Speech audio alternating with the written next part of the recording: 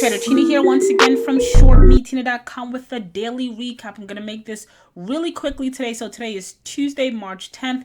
Happy Tuesday. Before I jump into a recap of the overall market, do me a solid thumbs up, comment in the comment section. I've loved the comments so far. They've been a bit more active. So thank you for those that are commenting. And for those that are listening, just do me a solid comment in the comment section. Again, even if you're saying hello, what it tells YouTube is that the video is of quote unquote quality and it gets it out to other traders just like yourself that's looking for a bit of information regarding the stock market. Anyway, in typical fashion, we're going to start off with the SPY S&P 500. It's a daily chart dating back to around 2017. The markets were up today plus 5%.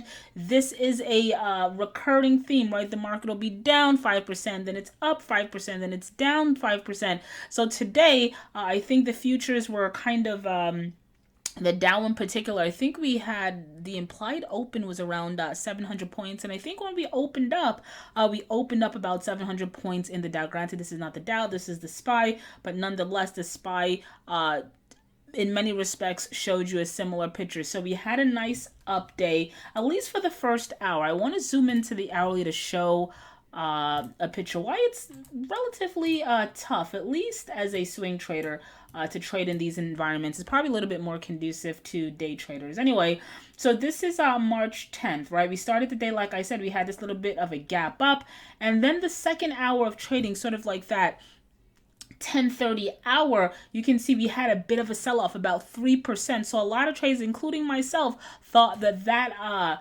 pop in the morning was for the most part a fake out.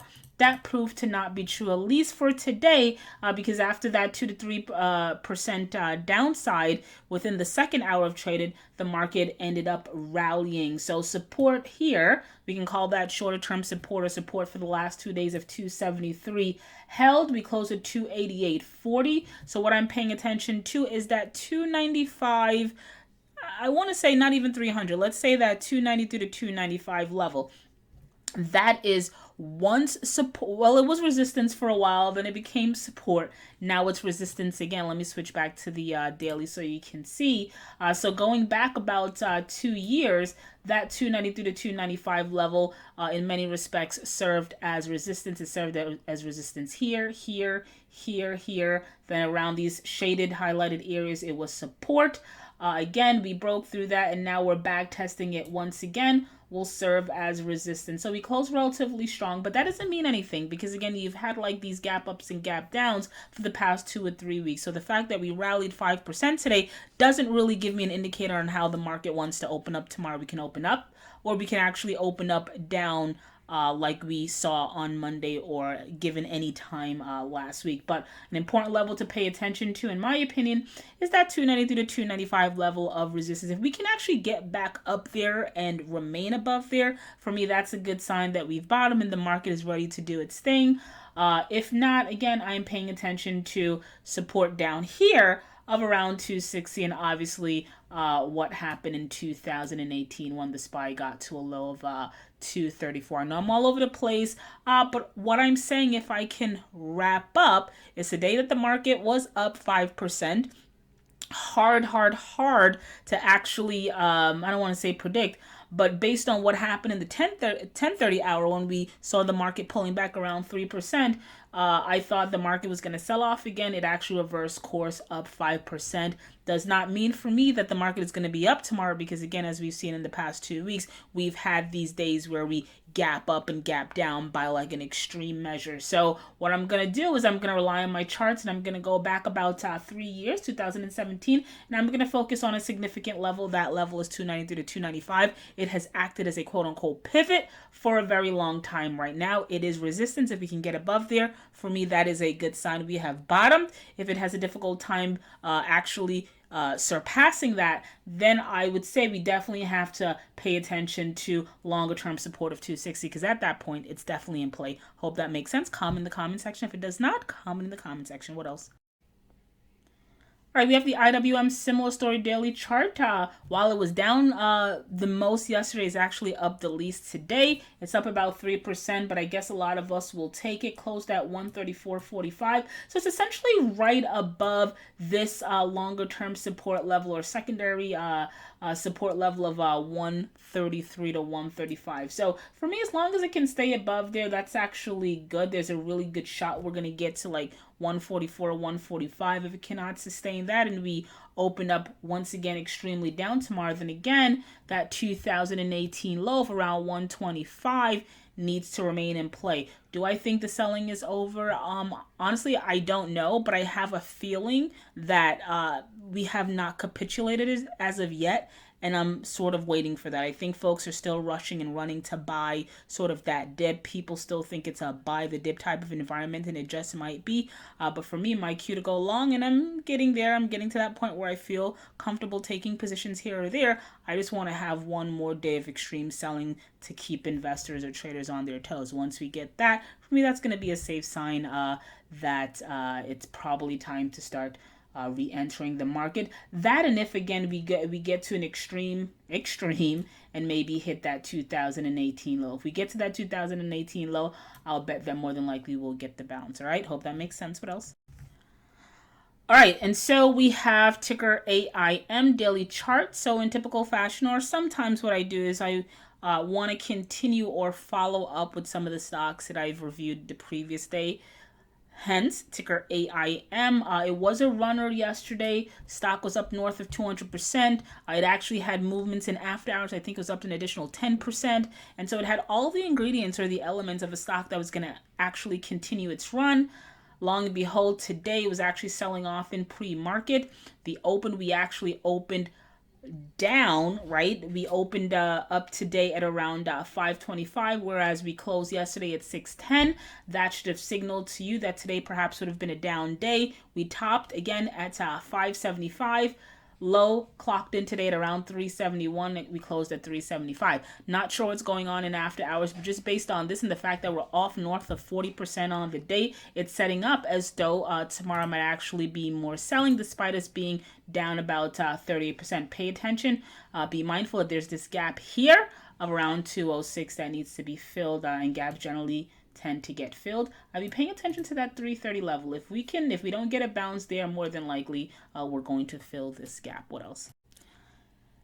And I really want to follow up with some charts or stocks that I remain in, like ticker ZNGA, despite the brutalness of the market. And not to say that Zynga has not been off, right? We topped out at around 742. Right now, we're sitting here at 683. So it's had its own pullback. But if you look at the chart is not broken, right? Even again, despite these sell-offs, that support level of 650 once resistance continues to hold. So I like Zynga. I still see it at around $8 unless the market completely capitulates. And even if it does, I can't imagine Zynga actually declining much more than what it's had or what it has done these past few trading days. So it looks like 650 around there. Investors or traders or whoever is in this, which I think are relatively stable investors, because you don't see the volatility in Zynga that you see in other stocks. So that tells me whoever's holding this are more or less steady hands, if that makes sense. Because again, when we sell off, we're not selling off extremely, considering this is a sort of a small cap stock, right? We're not selling off extremely the way you're seeing in other penny stocks or other small cap names. So still like Zynga, still see 8 as a target. As long as it can stay above 650, I think it's good. I actually think that might be a decent place to add some more if you're looking to go long. What else? And there's others like Snap. Despite it being up north of 5% today, it's actually taking a beating. I see a quote here north of $12, but most recently the stock went as high as 1976 just back in January, almost 20. So within the span of less than a month, the stock has shaved off something like 30 to 40%. All right, so you want to contrast that to a Zynga, where by many intents, in many respects, the sell-off has not been that extreme. So Snap, sold off it's sold off, right? So you're wondering whether or not I'm still long. I am. I actually got into this a while ago when the stock was trading in the tens, although it almost doubled when it hit north of $20. I did not on hold. Do I regret that? Not necessarily, because my intentions with Snap was always to hold it for the longer term. I wasn't looking to unload at 20, so I can't say in hindsight I should have sold, right? So no regrets here. But sitting here at 12, again, it looks for me as a good buy. I still like Snap. I still see this as a $30 stock. So just kind of wanted to update folks on that. What else? All right, so let's just wrap it up with JD, another stock that I've been touting for the last year or so. Despite what's going on, you're probably wondering, have I let go of JD? Absolutely not. Again, contrast that to Zynga and a Snap. JD also, and for a lot of reasons, maybe because it's an e-commerce, coronavirus, people are ordering online. This has not taken a hit the way other stocks like a Snap has taken a hit. So when we initially got into this trade, or when we initially presented it as a trade idea to our premium members, again, it was trading around 1920. We bet on longer term support holding. So if we go back to 2014, and take note, this is a daily chart. If we go back to 2014, you'll see that support held once, twice. Again, we bet this time in late 2018, early 2019, that it would hold. It did. I'm an advocate, although I'm a swing trader, I'm an advocate of buying, and if a stock is doing what it needs to do, obviously taking profits along the way, but holding on for as long as you can. So I've held through. Again, I've essentially held through all of this because I do believe JD at some point can see 50 and beyond. So still long JD. What else? All right, I know we were supposed to cap it at JD, but let's cap it at ticker AYTU. This is actually a minute chart dating back to, well, today. Stock is up a whopping north of 500% on the day. I think anything that has coronavirus attached to it, you're gonna see these types of moves. Granted, AYTU is a bit more exaggerated that we've seen in the past. We've seen the 50% moves, 100% moves. Yesterday with ticker AIM, we saw about 200% move, but this 500% move, nice on the day. We've pulled back some, although we are up slightly in after hours. I think we're up about an additional 8%. I see a quote of 222. That is still below today's high, or session's high, of 298. So if you're looking to get in on the action, or you're wondering whether or not you should hold on to your trade, I read you this red line here. So for me, this is sort of like a critical once resistance support level. Let's call that, give it a range, 150 to 160. If ticker AYTU can stay around there or above there, I think you have a real shot at actually putting up some more percentage points, or at minimum retesting today's high of 298. So let's cap it there, and I hope that was helpful.